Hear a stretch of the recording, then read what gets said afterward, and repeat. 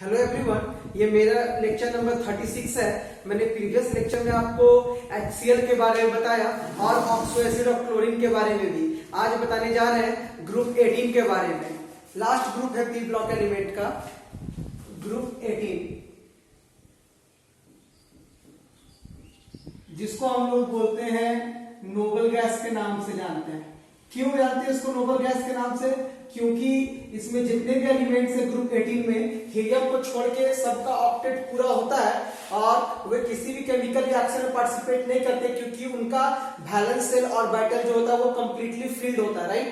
अब हम लोग बात करते हैं ग्रुप 18 में कौन कौन सा एलिमेंट है। तो बोलते हैं कि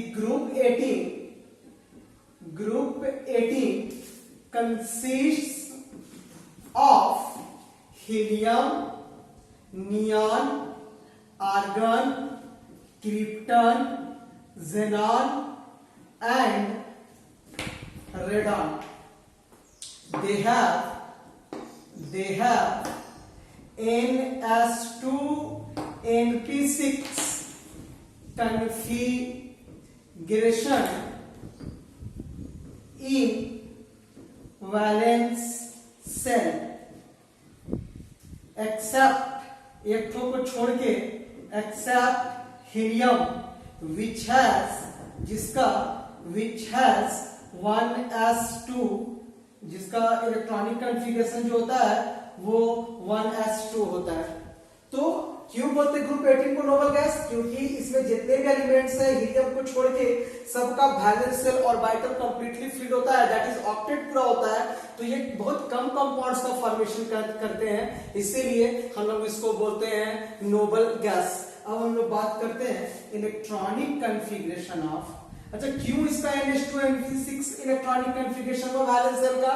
क्योंकि जितने भी एलिमेंट्स है ग्रुप 18 का एक्सेप्ट हीलियम, सबका वैलेंस शेल इलेक्ट्रॉन्स होता है 8, इसीलिए वैलेंस शेल का इलेक्ट्रॉनिक कॉन्फ़िगरेशन NH2 NP6 होता है। बात करते हैं इलेक्ट्रॉनिक कॉन्फ़िगरेशन ऑफ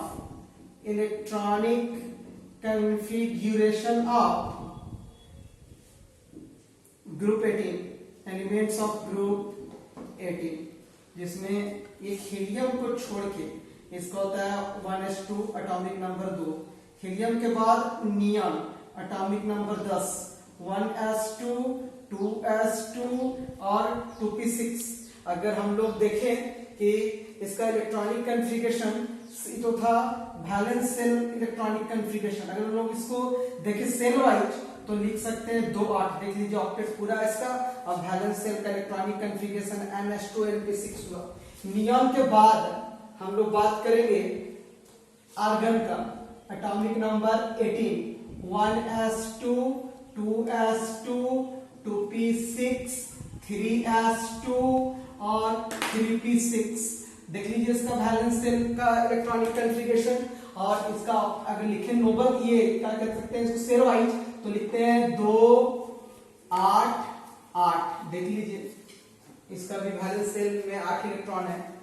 आर्गन के बाद आता है krypton, atomic number 36, 1s2 2s2 2p6 3s2 3p6 3d10 4s2 और 4p6। यहां भी आप देख लीजिए NH2 NP6, that is 4s2 4p6। और अगर सेल वाइज लिखें तो 2 8 18 और 8। नेक्स्ट है क्रिप्टन के बाद xenon, atomic number 54, 1s2 2s2 2p6 3s2 3p6 3d10 4s2 4p6 4d10 5s2 और 5p6। अगर हम लोग इसको सेल वाइज लिखें अगर, तो इसको लिख सकते हैं 2 8 18 18 8। आप देख लीजिए वैलेंस शेल में इसका 8 इलेक्ट्रॉन है।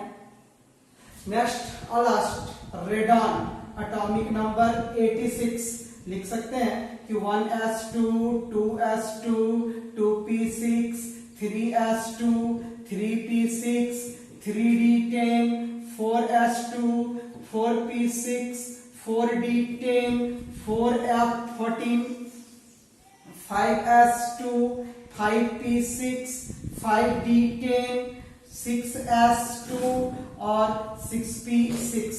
अगर सेल वाइज लिखे इसको हम लोग तो लिख सकते हैं 2, 8, 18, 32, 18, 8।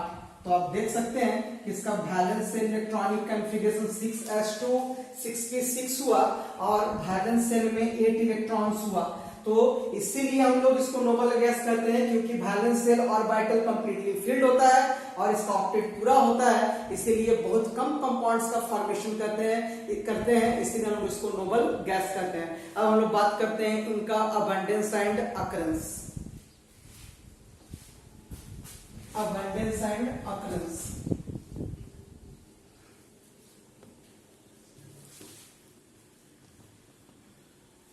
बात करने जा रहे हैं abundance and occurrence.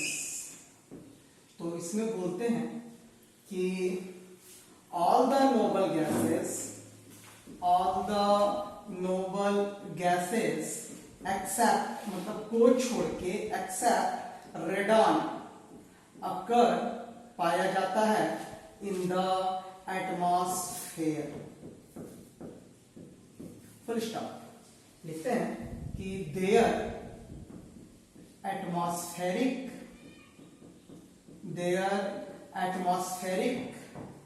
abundance in dry air each approximately 1% by volume, in which argon each major constituent। और 1% में भी सबसे ज्यादा पाया जाने वाला कौन है? तो रेडॉन है। लिखते हैं कि हीलियम एंड समटाइम्स, कभी कभी helium and sometimes neon are found in, पाया जाता है minerals of radioactive origin. मतलब जहां से रेडियो एक्टिव एलिमेंट प्राप्त होता है उस ओरिजिन में जितने मिनरल्स पाए जाते हैं उसमें ट्रेसेस में भी हीलियम एंड नियॉन क्या किया जाता है? पाया जाता है।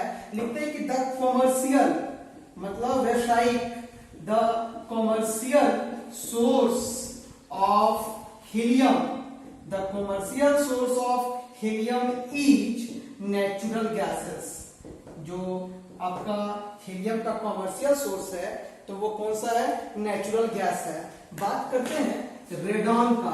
अच्छा, इसमें कौन कौन सा रेयर है, जो दुर्लभ है, कम पाया जाता है? तो लिखते हैं कि xenon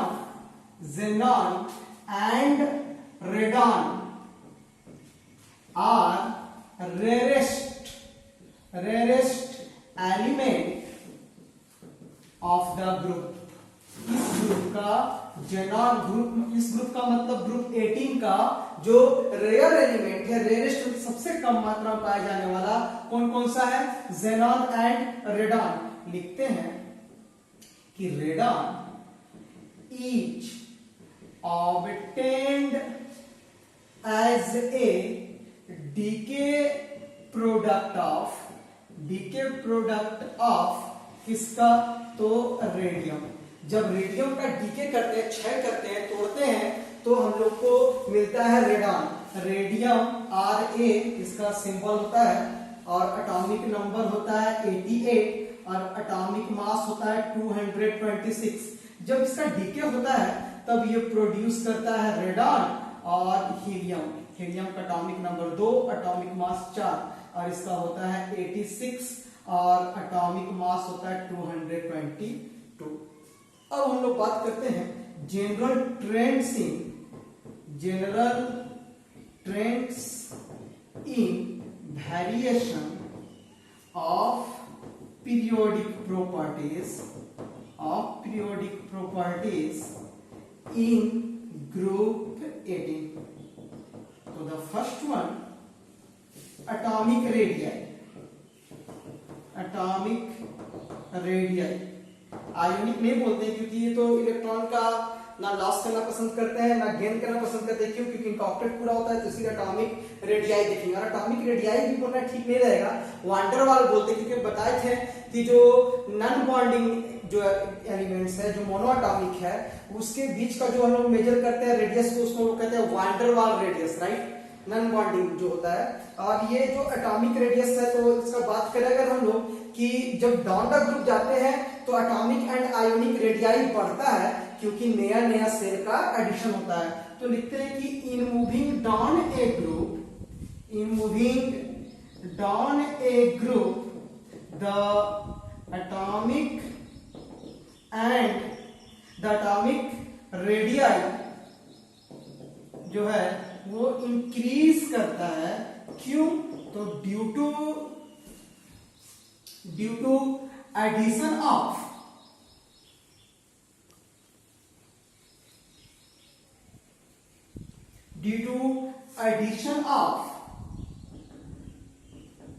न्यू सेल।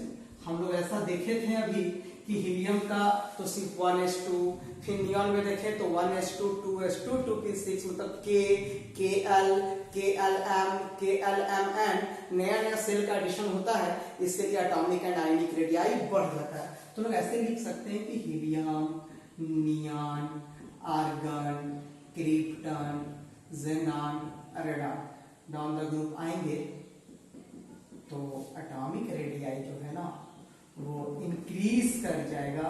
क्यों? क्योंकि due to addition of new shell. The second one, ionization enthalpy. आपको मैंने बताया था कि किसी भी न्यूट्रल आइसोलेटेड गैसियस आइटम के सबसे बाहरी कक्षा से एक इलेक्ट्रॉन को निकालने के लिए जितनी अमाउंट ऑफ एनर्जी की जरूरत होती है उसे ही आयोनाइजेशन एंथैल्पी कहते हैं। अलोंग द पीरियड जाने से एटॉमिक एंड आयोनिक रेडियाई घटता है, इसीलिए आयोनाइजेशन एंथैल्पी बढ़ता है। लेकिन जब मैंने पढ़ाया आपको कि factors affecting the value of ionization energy, जिसमें पहला था एटॉमिक साइज, कि अगर एटॉमिक साइज छोटा होगा तो आयोनाइजेशन एनर्जी ज्यादा होगा। जैसा कि मैंने बताया था कि एटॉमिक साइज छोटा तो न्यूक्लियस और वैलेंस इलेक्ट्रॉन के बीच में दूरी कम तो फोर्स ऑफ अट्रैक्शन ज्यादा, मींस उस इलेक्ट्रॉन को निकालने के लिए अमाउंट ऑफ एनर्जी की ज्यादा आवश्यकता होती है, दैट इज आयोनाइजेशन एंथैल्पी बढ़ता है। लेकिन सेकेंड चीज मैंने सेकेंड फैक्टर बताया था half field and full field, और ये सबसेल, अगर सबसेल या ऑर्बिटल अगर हाफ फील्ड और फुल फील्ड होगा तो उसकी स्टेबिलिटी ज्यादा होगी, मींस उससे इलेक्ट्रॉन को निकालने के लिए अमाउंट ऑफ एनर्जी ज्यादा देना पड़ता है। जैसे ग्रुप 15 और ग्रुप 16 में बात की तो ग्रुप 16 के एलिमेंट्स का एटॉमिक साइज छोटा होता है, लेकिन फर्स्ट आयोनाइजेशन एनर्जी जो है वो ग्रुप 15 का ज्यादा होता है। क्यों? क्योंकि ग्रुप 15 में half field stable half field electronic configuration होता है, ग्रुप 16 में ऐसा नहीं होता है। तो ग्रुप 17 और ग्रुप 18 में देखें तो ग्रुप 18 का भी फुल फील्ड वैलेंस शेल और बैटरी इलेक्ट्रॉनिक कॉन्फ़िगरेशन होता है, इसलिए स्टेबिलिटी ज्यादा होती है और उस इलेक्ट्रॉन को निकालने के लिए ज्यादा अमाउंट ऑफ एनर्जी देना पड़ता है। मींस ग्रुप 18 के एलिमेंट्स का आयोनाइजेशन एनर्जी सबसे ज्यादा होता है। ठीक है, तो हम लोग लिख सकते हैं कि the elements of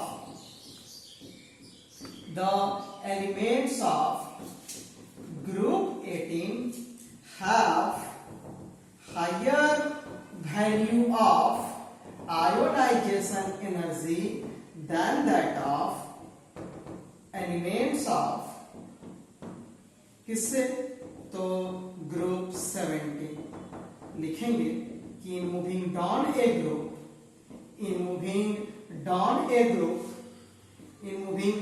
a group the value of ionization energies decrease कर जाएगा। क्यों? तो due to increase in atomic size.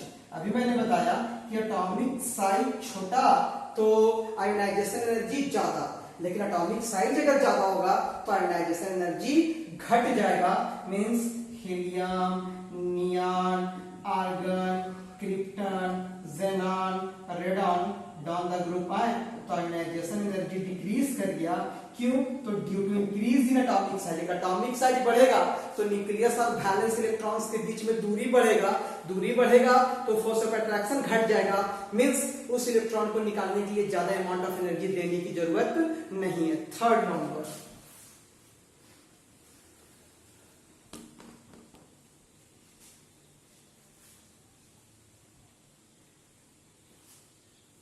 तीसरा नंबर अगर हम देखें तो इलेक्ट्रॉन गेन एंथैल्पी। मैंने डिफाइन किया था इसको कि किसी भी न्यूट्रल आइसोलेटेड गैसियस एटम के सबसे बाहरी कक्षा में एक इलेक्ट्रॉन को जोड़ने के बाद जितनी अमाउंट ऑफ एनर्जी रिलीज होती है उसे ही हम लोग कहते हैं इलेक्ट्रॉन गेन एंथैल्पी। तो आपको जैसा कि पता है कि ग्रुप 18 के एलिमेंट्स का वैलेंस और ऑर्बिटल कंप्लीटली फिल्ड होता है, तो इसको इलेक्ट्रॉन लेने का कोई टेंडेंसी नहीं होता है, इसलिए ये एनर्जी रिलीज नहीं करेगा। इसको एनर्जी देना पड़ता है कि इलेक्ट्रॉन को ऐड करने के लिए, राइट। तो यहाँ पे इलेक्ट्रॉन गेन एंथैल्पी नेगेटिव कब होगा? जब एनर्जी रिलीज करता। एनर्जी रिलीज ही नहीं किया तो इसका इलेक्ट्रॉन गेन एंथैल्पी क्या हो जाएगा? पॉजिटिव होगा। क्यों? क्योंकि इसको इलेक्ट्रॉन लेने का कोई टेंडेंसी नहीं है। क्यों? क्योंकि इनका वैलेंस शेल और ऑर्बिटल जो है वो कंप्लीटली फिल्ड होता है।